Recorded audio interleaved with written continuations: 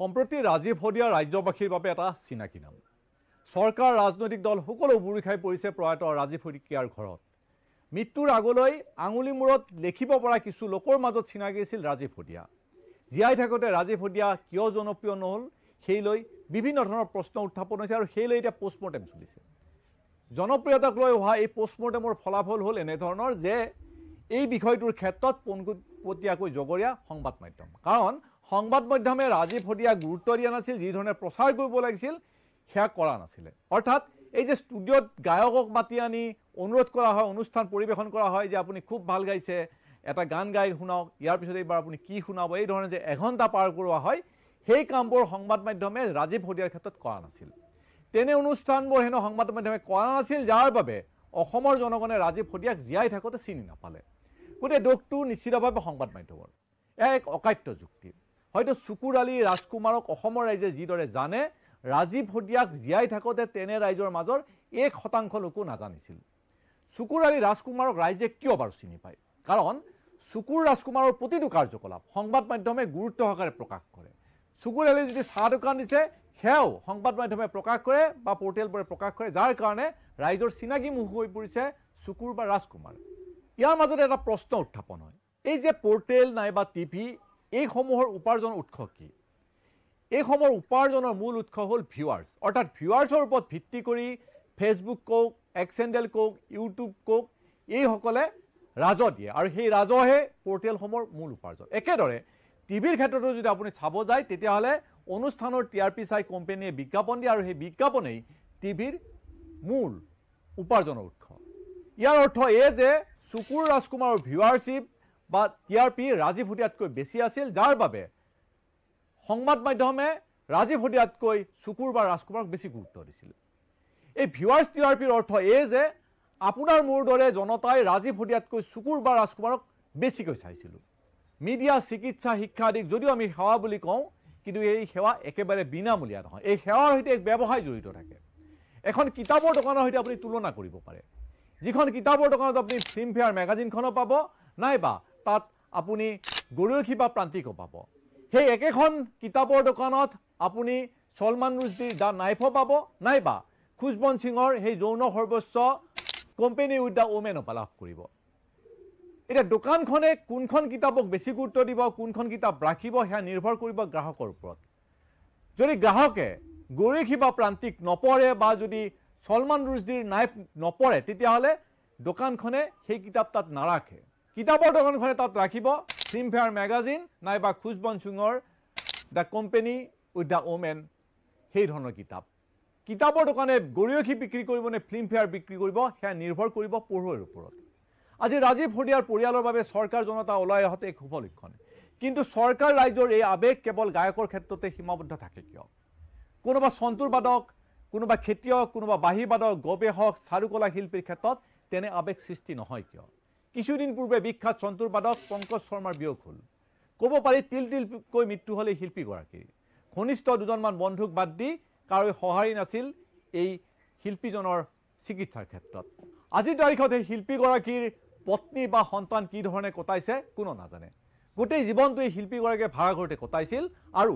অৰ্থৰ অভাৱতে ক'ব পাৰি এই শিল্পীগৰাকীয়ে মৃত্যুক সাৱটি ল'ব লগা হৈছিল বহু উচ্চ শিক্ষিত যুৱক আজিৰ তাৰিখত বেংকৰ ঋণ লৈ কৃষি কৰ্মত নিয়োজিত হৈ আছে বা বহুতে কৃষি কৰ্মত নিয়োজিত হৈ আছিল য'ত হয়তো অন্য 10জনকো তেওঁলোকে কৰ্মসংস্থাপন দিছিল কিন্তু কেতিয়াবা প্ৰাকৃতিক দুৰ্যোগ কেতিয়াবা বেমাৰত সৰ্বশ্ৰান্ত হৈ পৰে তেনে আদৰ্শ খেতিয়ক যাৰ কাৰণে গোটেই জীৱনৰ বাবে খেতি তেওঁলোকে বাদ দিয়ে তেনে খবৰ সংবাদ মাধ্যমে সময়ে সময়ে কৰে কিন্তু সঁহাৰি কোনোৱে নিদিয়ে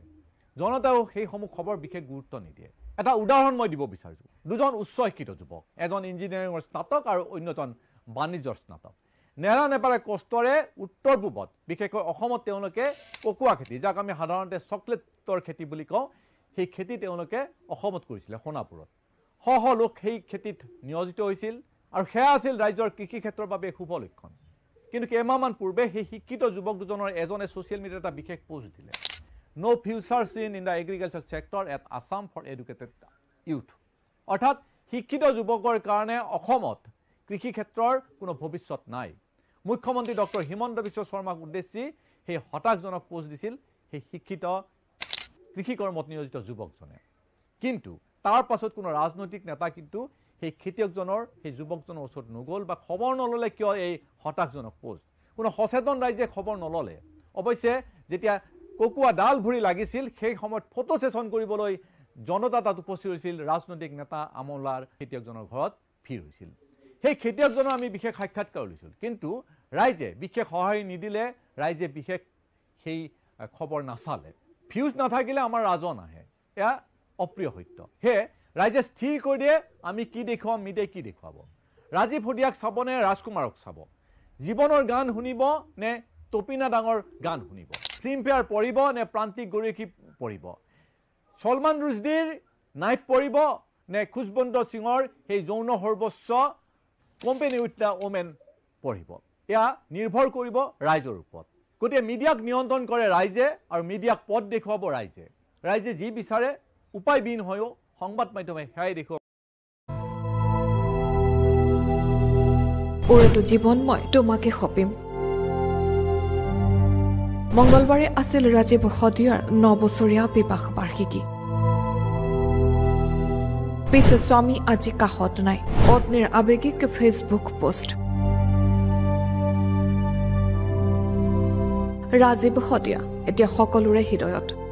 জাতীয়তাবাদী গীতেৰে জনতাৰ হৃদয় জয় কৰা শিল্পীগৰাকীৰ জীৱিত কালৰ সৃষ্টিৰাজি এতিয়া বহুলভাৱে হৈছে জনপ্ৰিয় কিন্তু এদিন হয়তো সময়ৰ হেঁচাটো নাইকিয়া হ'ব ৰাজীৱ হদিয়াক লৈ চলি থকা চৰ্চা কিন্তু পত্নীয়ে জানো পাহৰিব পাৰিব চিৰদিন বুকুৰ মাজত পত্নী উপাসনা বকতিয়ালে কঢ়িয়াই লৈ ফুৰিব লাগিব আপোন মানুহজনক যোৱা মঙ্গলবাৰে আছিল ৰাজীৱ হদিয়া আৰু উপাসনা বকতিয়ালৰ 9ম বিবাহ বাৰ্ষিকী কিন্তু এনে শুভ মুহূৰ্তত আজি পত্নীৰ কাষত নাই ৰাজীৱ হদিয়া পত্নীৰ স্মৃতি সামৰি ছ'চিয়েল মিডিয়াত উপাসনা বকতিয়ালৰ আবেগিক পোষ্ট ভাল পাওঁ তোমাক ভাল পাই থাকিম ওৰেটো জীৱন মই তোমাকে সপিম তুমি নাথাকিলেও মোৰ কাষত নিসংগতাক সাৱটিম তুমিয়ে বুলি তোমাৰ এটি গীতৰ কলেৰে 9 বছৰীয়া যুগ্ম জীৱনৰ শুভাসাজ আছিলো নিশ্চয়কৈ সঁচা ভাল পোৱা এনেকুৱাই সঁচাকে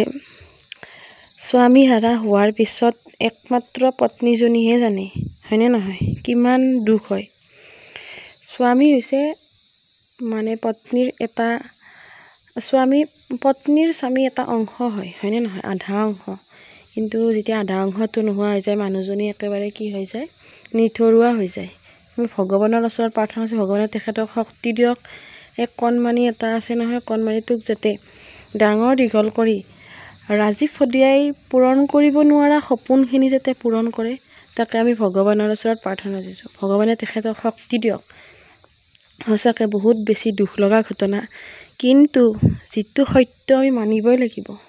মৃত্যু এটা চিৰন্তন সত্য আমি তাক মানি ল'বই লাগিব কিন্তু ইমান সোনকালে মৃত্যু মানি ল'ব নোৱাৰি তথাপিতো যি নহওক ভগৱানৰ ওচৰততো আমি একো কৰিব নোৱাৰোঁ হয়নে নহয় কথা এষাৰ আছে নহয় ৰাখে হৰি মাৰে হৰি ৰাখে কোনে হয়নে নহয় গতিকে